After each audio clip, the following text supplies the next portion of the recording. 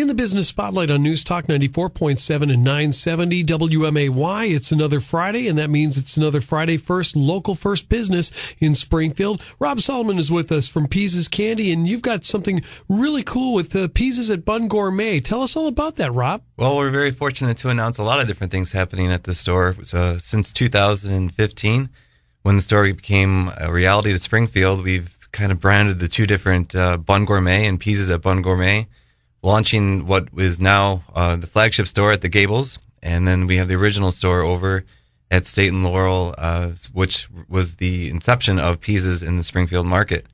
So over the past 2 years, we've been able to work on a rebranding Pease's and then launching Bunn Gourmet. Prior to 2015, it was really just an e-commerce site. So now it offers many different facets of the business, like the Bunn Gourmet steaks. We have the cafe, which we're always inspiring our culinary team to launch new items, and then also our chocolatiers are always creating new items based on seasonal demand, or just we're having a little bit of fun like we did over the summer with our freak shakes. Yeah, exactly. It really has been kind of a rebranding. First of all, what got you into this business, and how has the rebranding been going? Well, to get in the whole culinary field, I was looking for something out of high school and college, and I started in culinary school, and the pastries and chocolate always came easier to me, so I kind of naturally fell that way. Went to Europe and studied for about 6 months in the French Riviera, which was a great time. Oh, wow. Yeah, if you're going to be a pastry chef, that's the best place to be. Classically trained has been a very important strength of mine in order to get me where I'm at, and also it helped me when I got a little bit burned out on the industry and went into sales. I was able to rely on my technical skills in order to help myself sell the product that I was trying to move forward. So it's been a very, very fortunate career. There's a lot of ups and downs within this industry, but we just have a lot of fun with food every single day at that store. So I'm very, very lucky.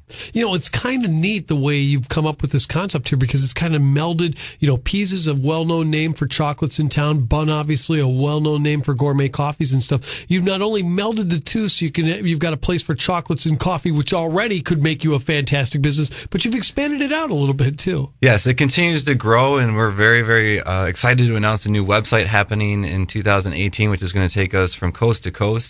There will be a lot of, I'm sure, leaps and bounds and hurdles that we'll have to get through.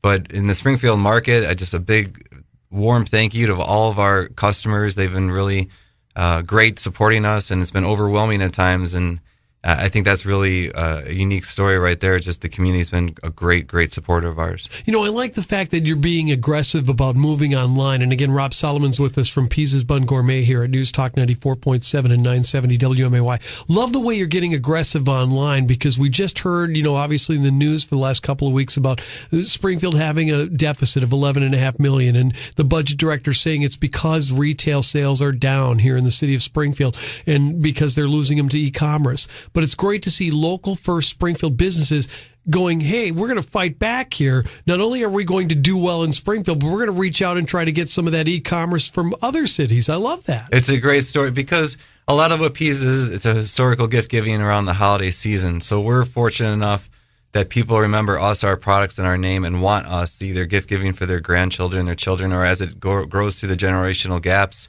we're now looking to see how can we make it easier for them to shop with us, and then also exposing what we do every day at that store across the great states. It's a great opportunity to be able to do what we do. Exactly.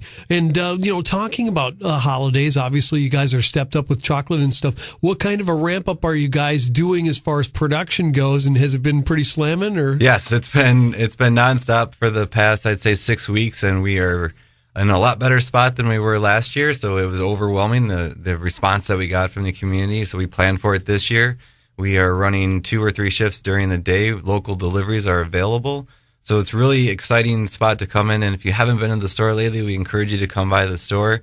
It's great when we get feedback from the customers, because they are always asking for what's next and what's next. So we try to keep that on the top of our minds in order to deliver that next new great gifting idea, whether it's the gift baskets this year, or we have the custom build your own baskets at the store, which we can tailor made to any kind of budget or gift giving idea that you have. You know, you mentioned the tradition thing, and it just got the wheels turning in my head about things where I believe it's called Bernstein's, a chocolate place in Manitowoc, where I grew up, where my mother-in-law always has to have angel food candy at the holidays from that particular place. And I can see where that little pink box from Pease's would be really nice to be able to, you know, somebody that has Springfield ties that might be out in California that could get a specific turtle or something that they like from Pease's shipped to them. That's pretty cool. Yeah, the pink box speaks volumes. It's something that when I came into the brand in 2015, that was a definite. The pink box has to stay. It's been here since the 40s. It's since the brand was brought into the life of candy and confectionery. So it's our trademark. It's what we're recognized for in the Raggedy Ann's, as you mentioned earlier. It continues to be our classic, most commonly bought chocolate item. So we're, again, very fortunate that Springfield is a great supporter of our stores. Yeah, the one thing that I always look forward to is that my wife on Valentine's Day always manages to get a box of the mints that are individually wrapped and stuff. Yes. You know, and she'll get me a box, and then what I'll do is I'll sneak in on February 15th and see if there are any left over that are half price. You know, we do have great sales after the holidays, so if it's if that's what you're looking for, then keep us in mind for that as well. Let's talk about the Bunn Gourmet end of it. You mentioned the steaks. What are some of the other things that you've been able to offer at the store, branding together with Bunn? Sure. Bunn Gourmet was always an e-commerce site since 2005, so we had a great array of products from the pastries to the quarter bee steaks. What we have now at the store level at the Gables 2941 Plaza Drive is that you can come in and buy these steaks, and there's also on the menu portions of the steak are available, certain kind of cuts throughout the year that we try to feature in order to have people have the chance to taste them. They're really a phenomenal cut of steaks, of meat, and then we continue to grow and experiment with different types of complementary salts and soup mixes and whatnot that'll be coming out here in the next couple of weeks to grow what Bunn Gourmet is going to be on our new website in 2018. So it's continually takes shape. We try to inspire what we do at the store with our seasonal and local availabilities and partnering with different people, like Rolling Meadows Brewery, and then also the new kind of trades and secrets that'll be coming out in 2018 that we're just not there yet to announce, but it's going to be a great year. Very good. Rob Solomon's with us from Pease's Bunn Gourmet here at News Talk 94.7 and 970 WMAY. Pretty exciting stuff going on. You guys sound like you're really hitting a stride here in the city of Springfield. So why is it important to be a member of Local First? Oh, it's very important to us.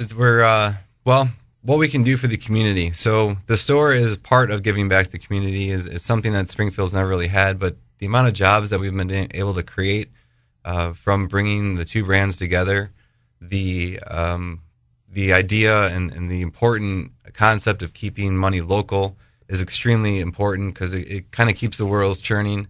And then also just the strong mission of Local First and what we do is great for the community, and it's really done by the people of the community. So we're lucky to be a part of what we do.